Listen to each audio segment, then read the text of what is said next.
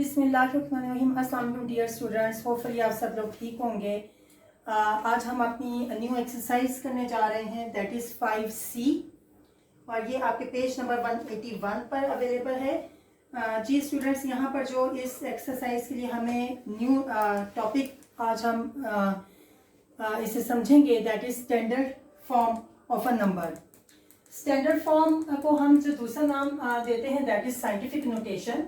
ये दोनों नंबर हैं, नाम है किसी भी नंबर के जिसे हम अपने स्टैंडर्ड फॉर्म में कन्वर्ट करते हैं। तो स्टूडेंट्स, ये नंबर हम लिखते किस तरह से, सबसे पहले हम ये चीज़ समझेंगे। ये हम नंबर लिखते हैं इस फॉर्म में कि a multiply by 10 raise to power n। अब यहाँ पे क्वेश्चन रेज होता है कि व्हाट इज a। स्टूडेंट्स एक ऐसा नंबर होता है दैट इज वन। हम अगर इस इक्वेशन को देखें तो ये है कि 1 is less than equals to a is less than 10। Means के a वो एक नंबर है जो कि 1 या 1 से बड़ा होता है, but it should be less than 10।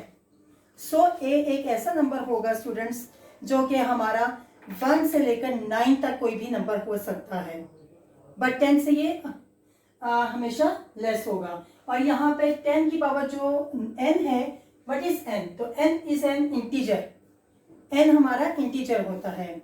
तो स्टूडेंट्स ये हम यूज क्यों करते हैं, इससे थोड़ा सा ये भी देख लेते हैं। हम ये स्टूडेंट्स इसलिए यूज करते हैं, समटाइम्स हमारे पास फिगर्स बहुत बड़ी होती हैं। फॉर एग्जांपल कि अगर हमने डिस्टेंस देखना हो, अर्थ का डिस्टेंस टू मून तो या टू सन, तो ये बहुत बड़ा डिस्टेंस होता है, बहुत लॉन्ग डिस्टेंस है। अब इतना ज़्यादा डिस्टेंस को बोलना बहुत डिफिकल्ट हो जाता है समटाइम्स, तो हम इसको थोड़ा सा शॉर्ट फॉर्म में लिखते हैं।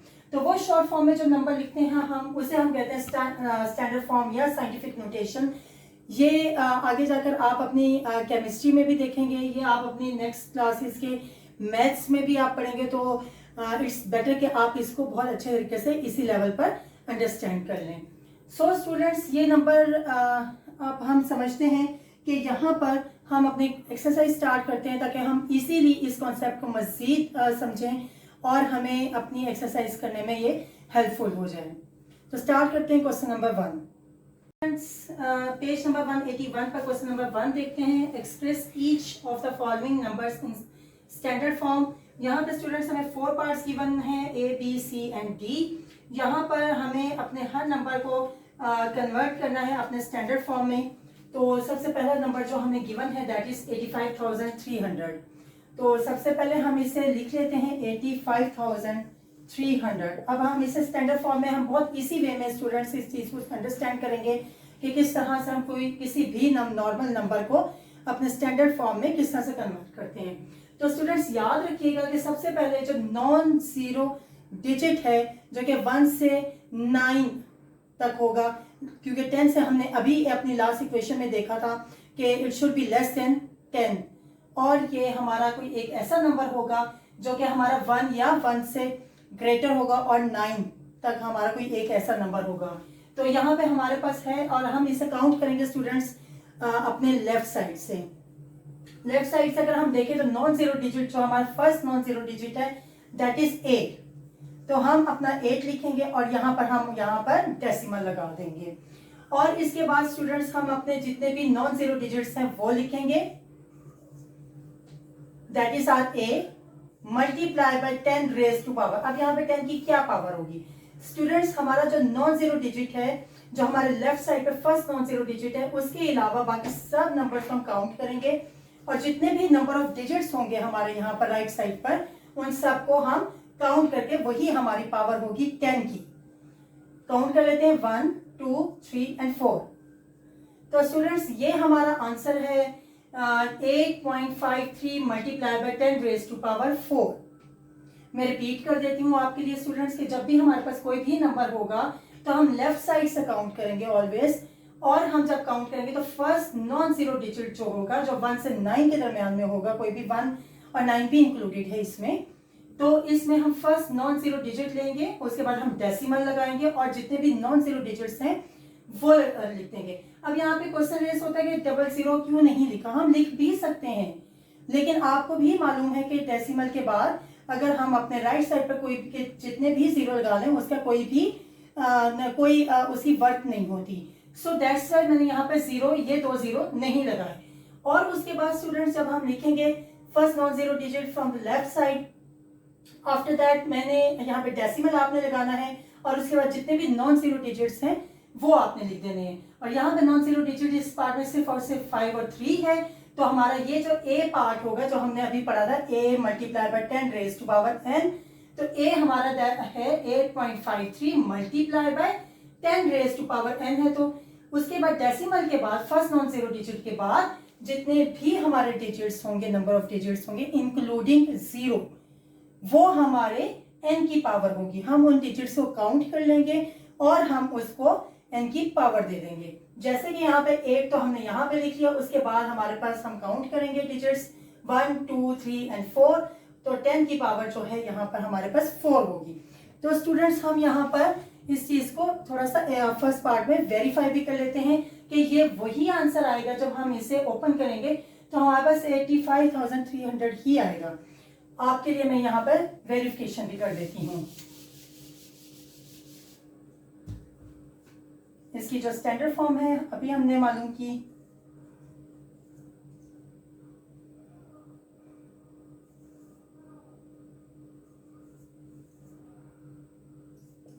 अच्छा स्टूडेंट्स, हमें मालूम है कि 10 की पावर जितनी भी होती है वो हम उतने 0 होते हैं हमारे एक्चुअली उसके साथ। तो हम यहाँ पे लिख देंगे 40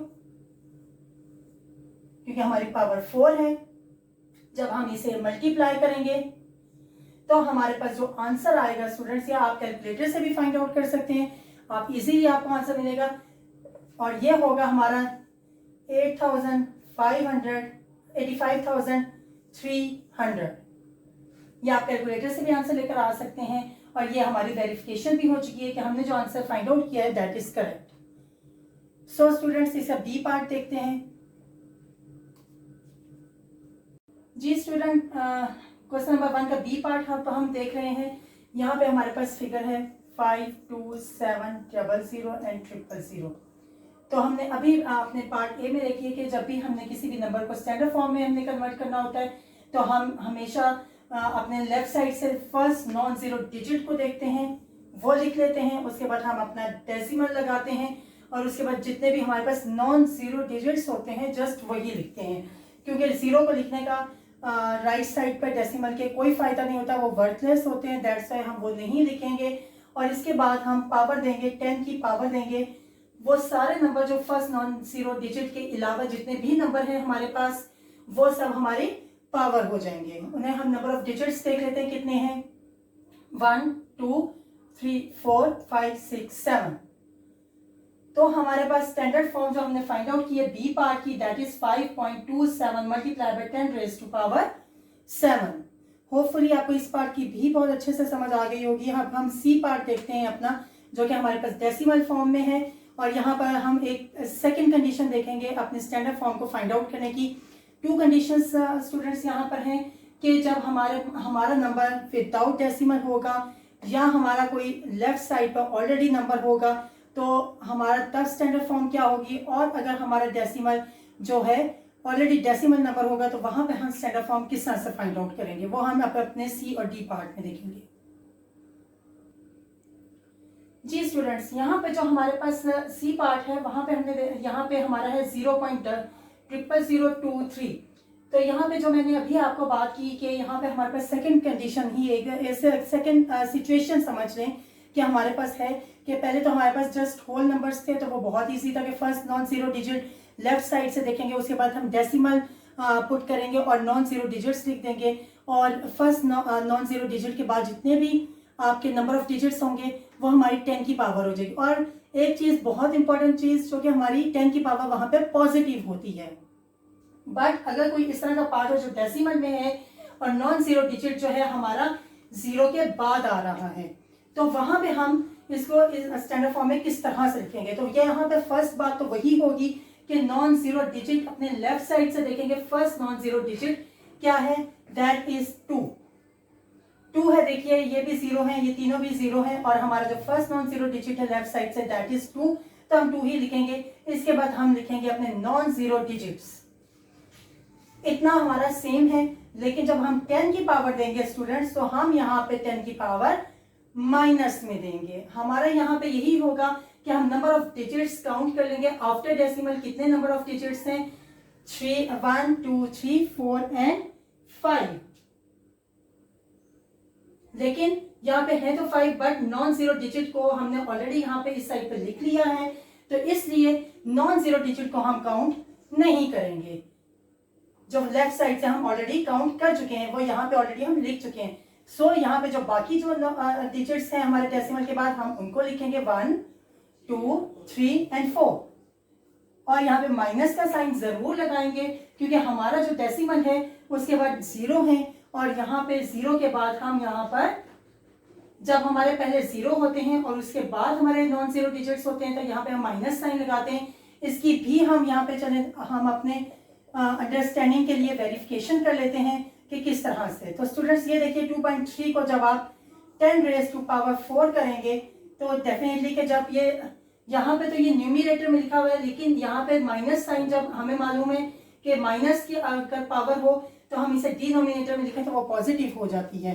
तो 10 रेज़ टू पावर 4 हो जाएगा। और हम इसको इस तरह से भी लिख सकते हैं कि 10, तो ये 4 है तो ऑब्वियसली यहाँ पे 4 0 होंगे। तो स्टूडेंट्स ये आप अपने कैलकुलेटर से भी फाइंड आउट कर सकते हैं कि 2.3 डिवाइडेड बाय 10,000 40 जो यहाँ पे हमारी पावर है, तो उससे क्या आंसर आएगा? हमारा आंसर आएगा 0.00023। तो ये वेरीफाइड भी हो गया है स्टूडेंट्स कि हमने अपने स्टैंडर्ड फॉर्म जो फाइंड आउट किया है वो बिल्कुल ठीक फाइंड आउट की है।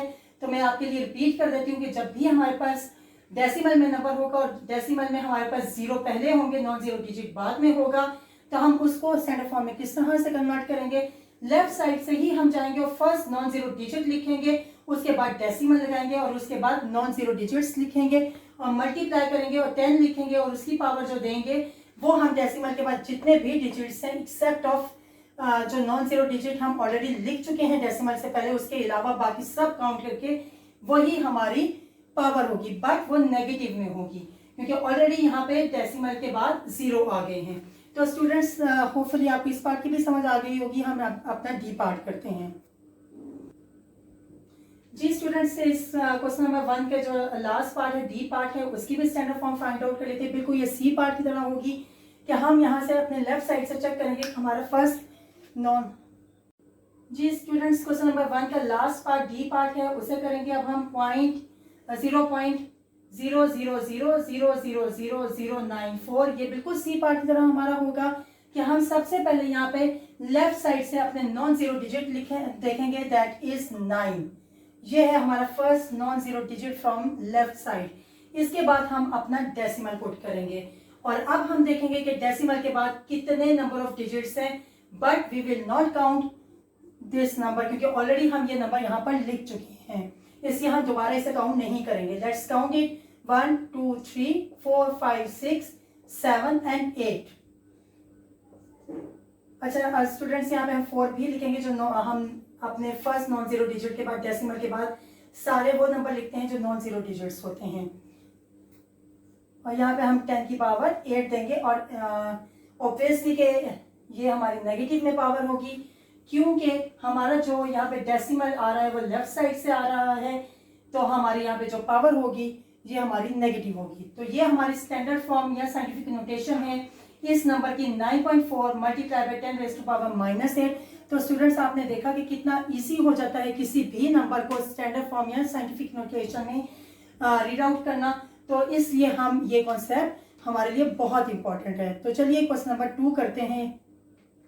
जी स्टूडेंट्स, क्वेश्चन नंबर 2 है, इसे भी रीड आउट कर लेते हैं। Page number 181, express each of the following as an integer और अ डेसिमल। तो स्टूडेंट्स यहाँ पर फर्स्ट क्वेश्चन में हमने अपने नॉर्मल ऑर्डिनरी नंबर्स को हमने स्टैंडर्ड फॉर्म में कन्वर्ट किया था और यहाँ पर क्वेश्चन नंबर 2 में हमारे ऑलरेडी स्टैंडर्ड फॉर्म गिवन है और इसे हमने अपने इंटीजर या फिर डेसिमल की फॉर्म में लिखना है। तो 9.6 multiply by 10 raise to power 3 है, ये हमारी स्टैंडर्ड फॉर्म है। अब हमने इसकी ऑर्डिनरी नंबर फाइंड आउट करना है, तो वो बिल्कुल स्टूडेंट्स वो भी इसी तरह से होगा कि हमारा जो नॉन जीरो डिजिट होगा दैट इज 9 फर्स्ट डिजिट, फिर हमारे जितने भी स्टूडेंट्स एक चीज देखिएगा कि 9.6 को लिखना है हम इजी करने के लिए, और 10⁻³ जितना भी है उतने आप 0 लिख लें। ये इस तरह से क्वेश्चन करना ज्यादा इजी होगा। और फिर अब हम मल्टीप्लाई अगर करें तो अब आप अपने कैलकुलेटर से भी फाइंड आउट कर सकते हैं, और आप इसे बिल्कुल कैलकुलेट अपने फिंगर टिप्स पे भी कर सकते हैं। जैसे कि हमें मालूम है कि 1 से जो भी नंबर मल्टीप्लाई होगा we will get the same number, और इस जीरोस की वजह से हमारे जो नंबर होते हैं वो हमारे राइट साइड से लेफ्ट साइड के ऊपर शिफ्ट कर जाते हैं। तो अब हम इसे कैलकुलेटर से भी कर सकते हैं, और वही बात कि हम इसे फिंगर टिप्स पे भी कर सकते हैं। हमारे फर्स्ट 0 की वजह से हमारा जो ये नंबर था वो हमारे लेफ्ट साइड पर आ गया है, और ये जो बाकी 2 जीरोस हैं वो हम यहाँ पर लिख लेंगे। ये आप बिल्कुल इजीली अपने कैलकुलेटर पर भी कर सकते हैं, जो कि अलाउ होता है 8th ग्रेड में। तो स्टूडेंट्स हमारा बिल्कुल ये नॉर्मल जो स्टैंडर्ड फॉर्म से हमने कन्वर्ट कर लिया है एक नंबर जो कि हमारा इंटीजर फॉर्म में आ गया है। तो आइए इसका बी पार्ट करते हैं। स्टूडेंट्स ये भी बहुत इजी है, 4 मल्टीप्लाई बाय 10⁻⁵। तो सबसे पहले हम अपना ये नंबर लिख लेंगे यहाँ पर, और इसके बाद क्योंकि कोई डेसिमल नहीं है तो इट मीन्स कि हमने यहाँ पर जो 10 की पावर दी हुई है 5, तो उतने हमने 0 इसके साथ लिखे, क्योंकि मल्टीप्लाई हो रहा है और हमें मालूम है कि मल्टीप्लिकेशन में हमारे 0 हमेशा नंबर के लेफ्ट साइड पर राइट साइड पर आते हैं। तो हम यहाँ पे 50 लिख लेंगे। ये भी अगर आप करना चाहें तो आप इस तरह से इसको लिख सकते हैं, इस तरह से लिख सकते हैं, और फिर आपका कैलकुलेटर पर भी इसे कैलकुलेट कर सकते हैं, तो आपका आंसर इजीली आ जाएगा। तो ये हमारा इस पार्ट का आंसर है। सी पार्ट करते हैं स्टूडेंट्स। जी स्टूडेंट्स ये हमारा डेसिमल में भी नंबर है, और यहाँ पे पावर देखिए तो माइनस में है, जिस तरह से हमने क्वेश्चन नंबर 1 में किया था ये बिल्कुल उसका ऑपोजिट हो जाएगा ऑब्वियसली। तो हम इसको नंबर को किस तरह से लिख सकते हैं, हम इसको 10⁻⁴ भी लिख सकते हैं, और अगर हम इसे लिखना चाहें तो हम इसको इस तरह से भी लिख सकते हैं। ये भी वही बात है कि अगर आप का माशाल्लाह मैथ्स बहुत अच्छा है तो आप इसे बिल्कुल औरल भी इसकी कैलकुलेशन कर सकते हैं, अदरवाइज कैलकुलेटर तो हमारे पास मौजूद है, हम कैलकुलेटर पे भी कैलकुलेशन कर सकते हैं। हमें मालूम है कि हमारा इस 0 से ये जो नंबर है यहाँ पर जब हम डिवाइड कर रहे होते हैं नंबर तो हमारा लेफ्ट टू राइट मूव करते हैं डिजिट्स, और जब हम मल्टीप्लाई कर रहे होते हैं तो राइट टू लेफ्ट हमारे डिजिट्स मूव करते हैं। तो यहाँ पे जो हमारा आंसर होगा ये होगा हमारा 0.00028, क्योंकि इस 0 की वजह से ये जो 2 है हमारे राइट साइड पे शिफ्ट हो जाएगा, और ये 30 तो ऑलरेडी हमारे यहाँ पर लिखे जाएंगे। तो स्टूडेंट्स हम इसे कैलकुलेटर से भी रीचेक कर सकते हैं। तो हम अब अपना डी पार्ट देखते हैं। स्टूडेंट्स लास्ट पार्ट है इस क्वेश्चन का, ये भी बिल्कुल उसी तरह से होगा कि हम यहाँ पे 1 ऊपर लिख लेंगे अपना, और 10⁻⁴ जो है हमारी 6 और पॉजिटिव में हो जाएगी, क्योंकि ऑलरेडी हम ये इसके माइनस की वजह से हमने इसे अपने डिनोमिनेटर में ले गए, और डिनोमिनेटर से अगर हम न्यूमिनेटर में ले जाएं इसे ऊपर ले जाएंगे तो डेफिनेटली ये हमारी नेगेटिव में पावर हो जाएगी। तो अगर 1 से आप 6 टाइम्स 0 लिखेंगे 1 के साथ 6, अब आप डिवाइड करेंगे, कैलकुलेटर से भी डिवाइड कर सकते हैं, आप औरत भी कैलकुलेशन कर सकते हैं कि हमारे यहाँ पर कितने 0 लगेंगे, 3, 4, 5 और 6 0 की वजह से हमारा जो 1 है वो शिफ्ट कर गया है अपने राइट साइड पर। That is your answer. ये आप रीचेक कर सकते, पीछे से भी आप देख सकते हैं आपके आंसर्स गिवन है आपकी बुक पर, और आप कैलकुलेटर से भी रीचेक कर सकते हैं। आइए क्वेश्चन नंबर 3 देखते हैं। जी स्टूडेंट्स क्वेश्चन नंबर 3 है, इसे रीड आउट कर लेते हैं। सबसे पहले microwaves are a form of electromagnetic radiation with frequencies between 300 million hertz and 300 gigahertz. Giving your answer in standard form express. First part है इसका 300 मिलियन हर्ट्ज इन मेगाहर्ट्ज।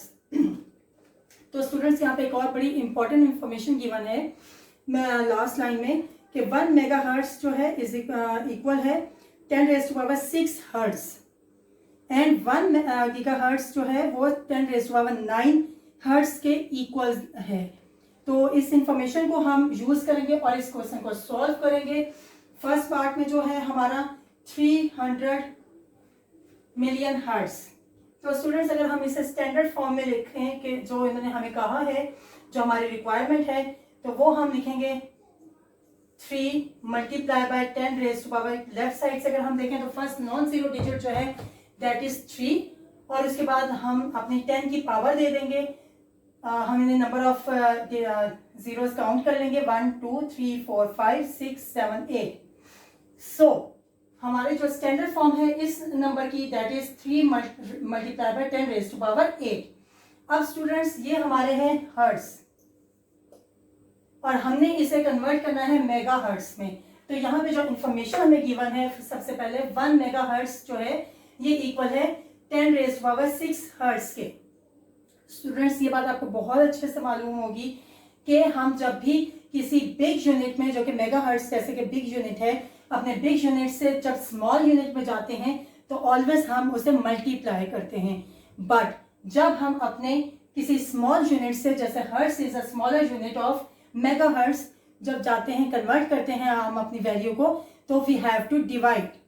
तो हम स्टूडेंट्स यहाँ पर जो करेंगे, हम यहाँ पर डिवाइड करेंगे अपने वैल्यू को कन्वर्ट करने के लिए हर्ट्स को मेगा हर्ट्स में। ये हमारे हर्ट्स हैं और हमारे जो कन्वर्जन के अकॉर्डिंगली हमारे पास यहाँ पे 10 रेज़ टू पावर 6 है। हमें मालूम है कि जब हमारी बेस सेम होती है तो वैल्यूज हमेशा प्लस या माइनस होती हैं। अगर ये इसके साथ मल्टीप्लाई हो रहा होता तो हम यहाँ पे वैल्यूज को ऐड करते, बट एट द मोमेंट ये यहाँ पर डिवाइड हो रहा है तो हम अपनी बेस लिखकर यहाँ पर वैल्यू को माइनस करेंगे, 8 माइनस 6। तो हमारा स्टूडेंट्स जो आंसर होगा ये होगा 3 multiply by 10 raise to power 2 megahertz.